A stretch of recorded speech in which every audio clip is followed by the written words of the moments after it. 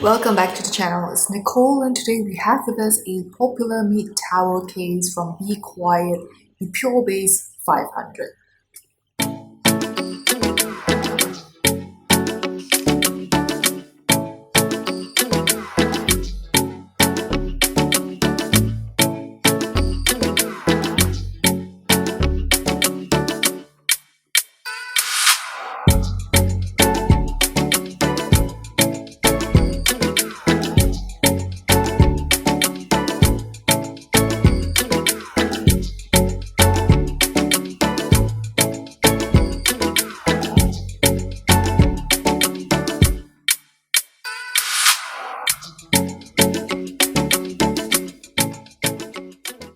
This is a 48-liter case and it is available in black, white or grey, and here we have with us the black version, and as you can see we have a tempered glass that's supposed to be on this side. I've removed it so that you can look into the case, and the black version actually features a metallic black look. I deliberately removed the front panel and not put it back so that I could pick it up and show you this, because this case after it's built is not light anymore. So as I was saying, it's got this nice metallic matte black look. Look at that, nice. So let's put this aside and go back to talk about this case. So let's look at the exterior of this case. Now this case is made of steel all around, except the side where we have the tempered glass panel.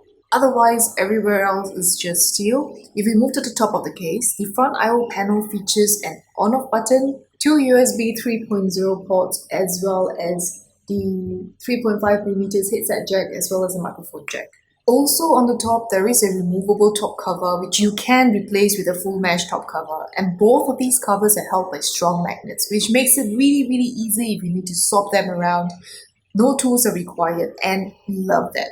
This creates an option for you for better airflow using the mesh cover if you have exhausting fans there, which will help improve the airflow of the case significantly. Or if you need a quieter operating PC, and then you may want to stick to the top cover, the regular one, which is mainly concealed. The front panel, the one that I showed you just now to show the material of the black case, can be removed by pulling from the bottom of the front panel. To be honest, it's not really easy to remove. I had to use quite a lot of strength to yank at it, but go ahead, it's not going to break.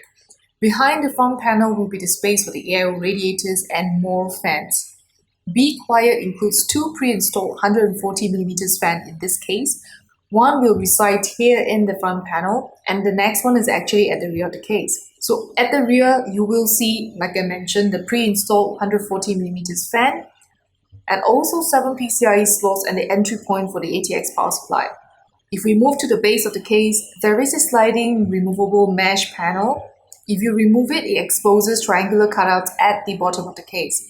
Now moving on to the inside of the case, I wanted to bring your attention to these triangular cutouts all through most of the base of this section, where it makes a lot of sense, especially given the openings at the bottom of the case as well. So the heat from the power supply can benefit from the airflow of the main compartment of this case.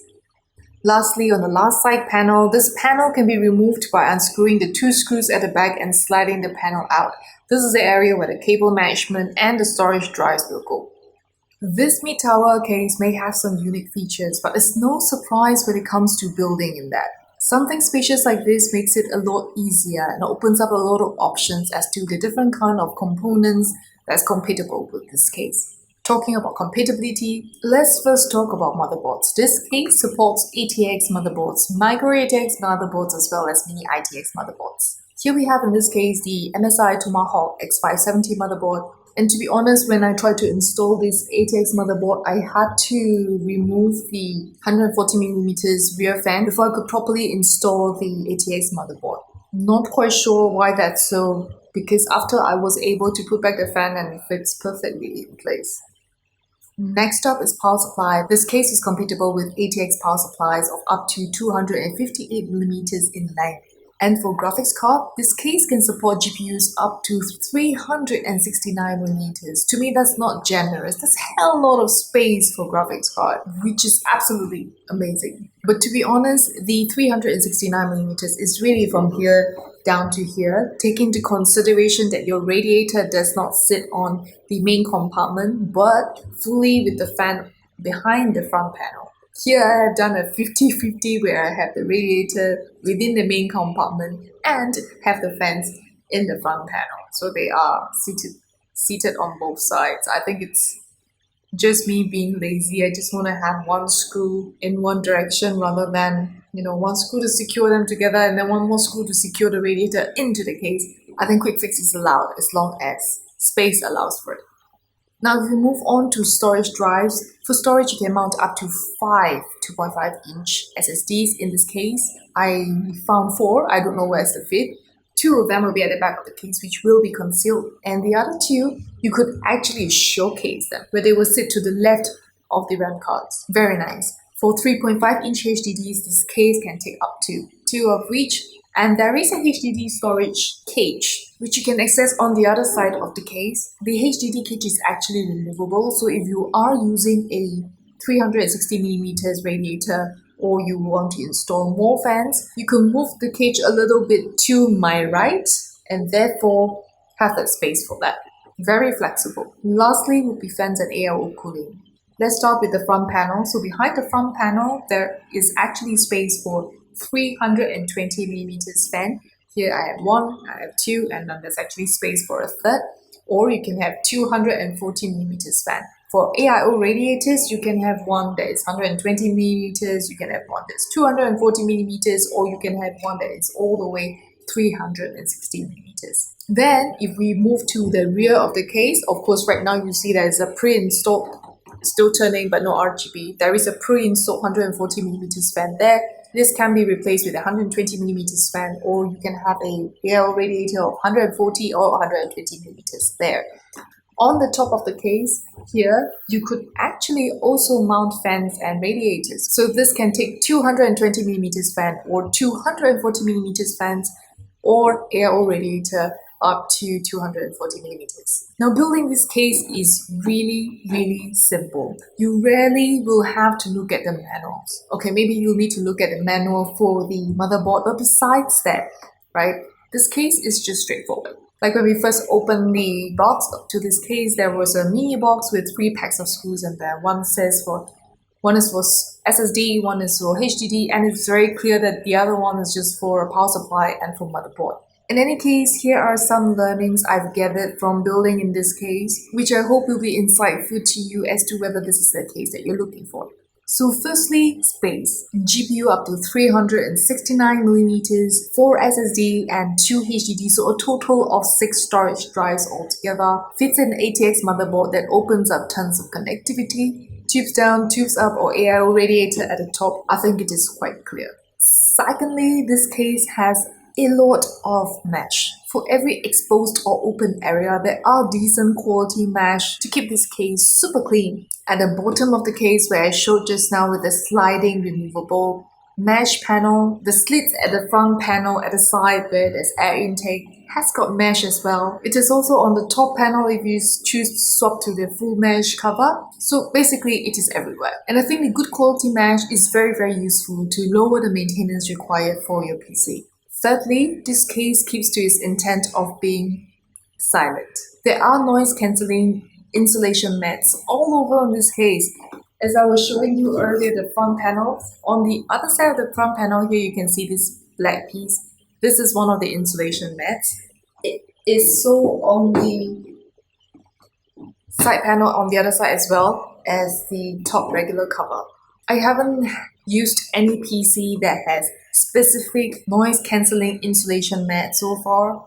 I won't name, but I have used PC cases that sounds as loud as my first generation Dyson fans. Sometimes I just mistaken which one is still left on. Anyway, with the Pure Base, they also understand that sometimes performance is more important than being silent, which is why they have smartly included the regular cover, which can be replaced with the mesh cover, so you could exchange them as and when based on your needs. But what is more important is that all these covers are magnetic. I slide it and I put it back into place. No tools required, no screwing. This is awesome. I like it when there's flexibility and yet they make it easy to effect the change. Now, speaking of screwing brings me to my fourth and my last point. This is something I am not a big fan of with this case, which is the amount of screwing. For example, to access this compartment behind the tempered glass panel, there are 4 screws I need to remove with a screwdriver. I need to use a screwdriver. I'm not able to untighten it with my fingers and remove those panels. So no, I have to use a screwdriver. This is the same with the power supply bracket as well as the PCIe bracket that covers over the 7 PCIe slots, where I didn't understand the need to have a bracket to screw over the power supply and then take them, install it and screw the bracket into the case. I didn't understand that. The same goes for the PCIe slots. You know, you unscrew, you remove what you need to remove in order to install the GPU, and that's it. You know, why is there another panel that you have to put over? Not because the panel will cover up the screws for aesthetic reasons. No, it's just a panel to put across. So I didn't quite understand that. Maybe I missed something. If you guys know, please do put in the comments, and would be good to take a view. Also, I think a lot of PC cases these days for SSDs, you know, they have this rubber connectors that you just push the SSD in, you know, and it's easy to remove and put it back each time. However, for this case, the SSDs, you screw them into the case. So, of course, it's extremely secure, right? But you have to screw them in. So, to me, more screwing again. But, well, is this a big deal? No. The straight answer is no. It's just a little bit tedious. There's a lot of additional screwing. For me, I just didn't understand why, because there are other ways to go about it. For example, the tempered glass panel that requires the 4 screws, right? So maybe they could have adopted the tempered glass with the same, you know, sliding and screw knob mechanism as they have on the other side, on the side panel. But no, they decided to have 4 screws that you need to use a different screwdriver, you know, the one with flat, I don't know what you call it, the flat screwdriver. But I guess the glass with 4 screws, you know, they deliberately have the very screw look on the screws. Does look quite cool. So aesthetically, I think I can suck it up with the screwing. Let me put the glass panel back with the screws and then you can take a look. So here, I'm not sure if you can see it, but so what do you think? Let's talk about it in the comments, and do give us a like and subscribe to our channel to help us build our community of the normal people. I really hope in time this channel can become a safe location for everyone to voice their opinions and views safely and freely and get tips from one another. I think this is already happening, right? Very often I look in the comments and everyone is giving each other advices, and I think that's really awesome community. And also, we've got a lineup of content coming up for you that you won't want to miss. So do subscribe to us so that you don't miss any of those content. In any case, thank you so much for watching. I will see you again.